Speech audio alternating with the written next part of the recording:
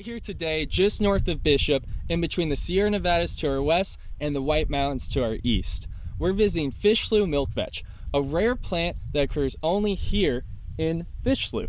Now we have some surveying efforts going on down here, so we're going to talk to our biologist in the field, Sophie Heston, and talk to her about the plant.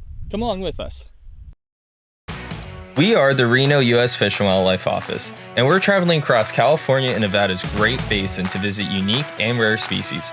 Come along with us as we explore what's out here.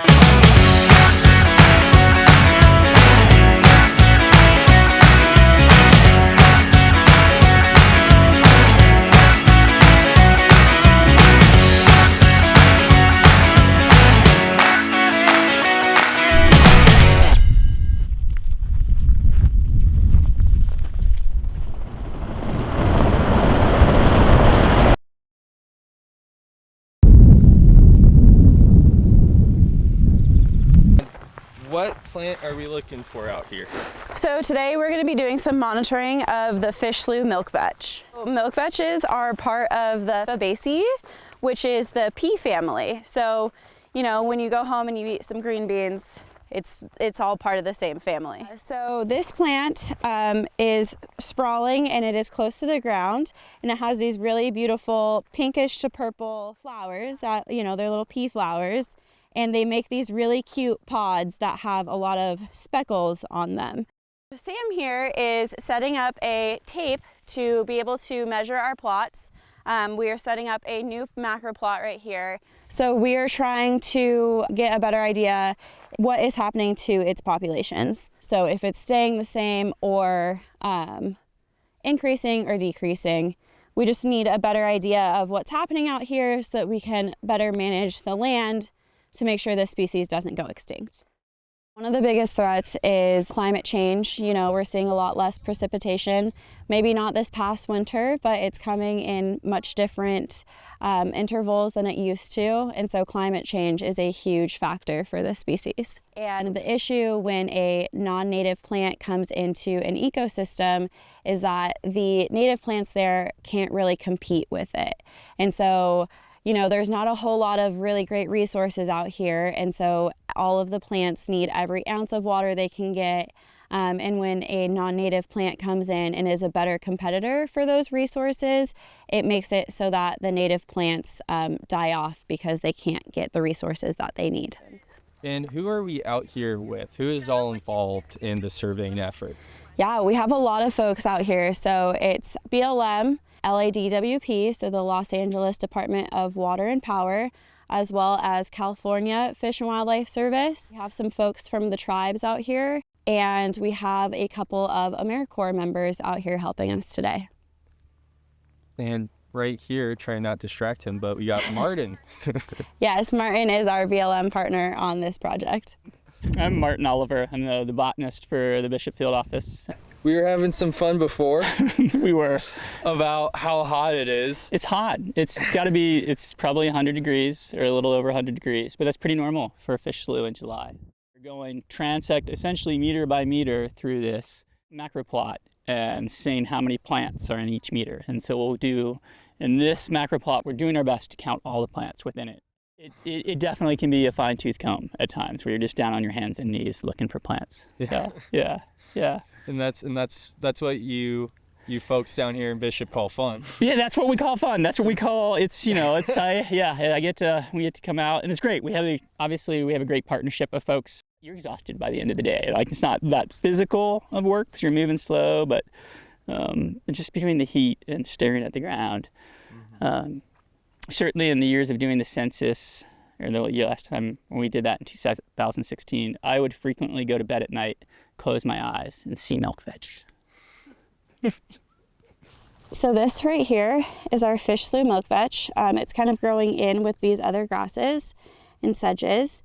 And it is nice and long and spindly. So this is all one plant that just sprawls out all over the place. And so Fish Slough milkvetch is endemic to the Fish Slough, and that means that it does not occur in any other places in the world. We think that it's here because of the special soils and the special water hydrology and this plant just evolved to live in this very unique landscape and nowhere else.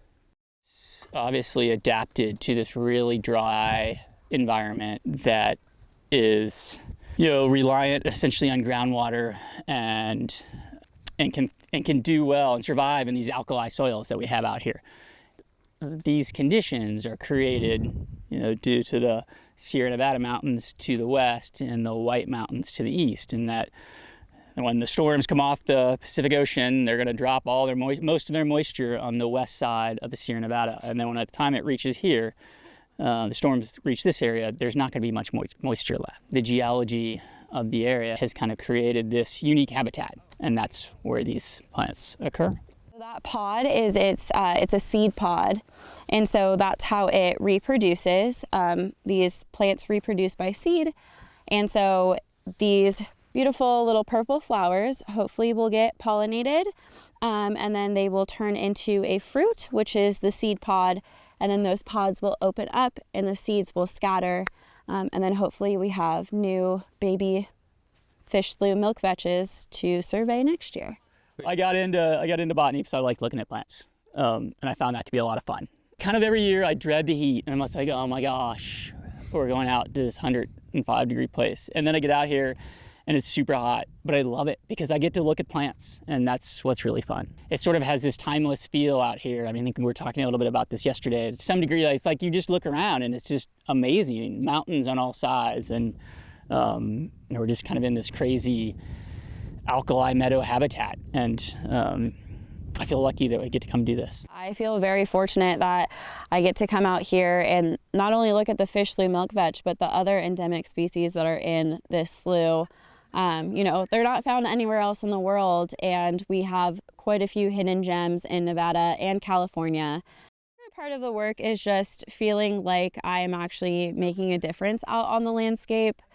These species need our help and our protection, and it's really fulfilling to be able to be someone who gets to do that, and to know that you're helping so that people in the future will be able to see them. At first, Fish Slough looks like other areas around Bishop. Put simply, it's dry and surrounded by mountains, but a closer look reveals so much more. It's remarkable to see plants adapted to such harsh conditions. They tell a story of resilience, and one can only respect that these plants have found their home in an area like Fish Slough. Despite the muted colors of the landscape, Fish Slough milkvetch has vibrant flowers, ornately speckled pods, and it sprawls out looking as if it's crawling along the dry ground it grows in. Flanked by two massive mountain ranges, this plant is nestled in a small valley where it soaks up just enough water to survive season to season. In this unique part of the world, Fish Slough milkvetch, it's out here.